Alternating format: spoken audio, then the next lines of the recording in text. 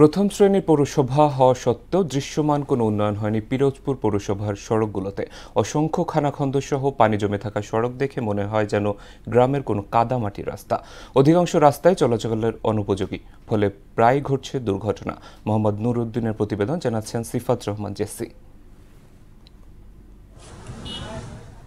প্রথম শ্রেণীর পৌরসভা হওয়া সত্ত্বেও নাগরিক সুবিধা বঞ্চিত পিরোজপুরবাসী। পৌরসভার প্রায় ৩৫০ কিলোমিটার রাস্তার ৯০% ভাঙা ও চলাচলের অনুপযোগী। বর্ষা মৌসুমে যা আরও ভয়াবহ আকার ধারণ করেছে, তাতে প্রায়ই ঘটছে ছোট বড় নানান দুর্ঘটনা। রাস্তার এমন বেহাল অবস্থায় নানা ভোগান্তি যেন পৌরবাসীর নিত্যসঙ্গী। তাই সীমাহীন দুর্ভোগ থেকে মুক্তি চান তারা। এখানে নাগরিক সুযোগ সুবিধা বলতে নাই বললেই চলে। আমরা আসলে এই নাগরিক হিসাবে একটা কলঙ্ক।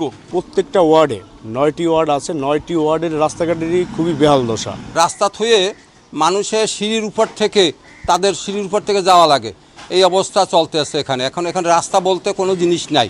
নিষ্কাশনের ব্যবস্থা না থাকার কারণে এইখানের এই সামান্য এই পথটুকে জলাবদ্ধতা সৃষ্টি হয় এবং প্রতি বছরই মানুষ বিভিন্ন ভোগান্তিতে পড়ে। আমরা চাই যাতে এই রাস্তাটা অতি দ্রুত তাড়াতাড়ি যাতে রাস্তাটা সংস্কার হয়, আমাদের শিকারপুরবাসী আমরা অনেক উপকৃত হব।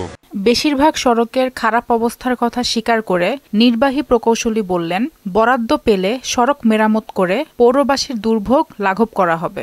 এই পৌরসভায় প্রায় ৩৫০ কিলোমিটার কাঁচা পাকা রাস্তা আছে, তার মধ্যে ম্যাক্সিমামই জরাজীর্ণ, 90% বলা যায় খারাপ। আশা রাখি যদি সরকার বরাদ্দ বাড়াইয়া দেয় আমাদেরকে, বা যদি এলজিডি কোনো প্রজেক্ট বা যদি পৌরসভা যদি স্পেশাল কোনো প্রজেক্ট দেয়, তাহলে আমরা এটা সমস্যার সমাধান করতে পারবো। পিরোজপুর পৌরসভায় ৮০ কিলোমিটার কার্পেটিং রাস্তা সহ ৪৮ কিলোমিটার পাকা, ১৫০ কিলোমিটার হেরিং বন্ড ও ৬৮ কিলোমিটার কাঁচা রাস্তা রয়েছে, যার অধিকাংশই চলাচলের অনুপযোগী।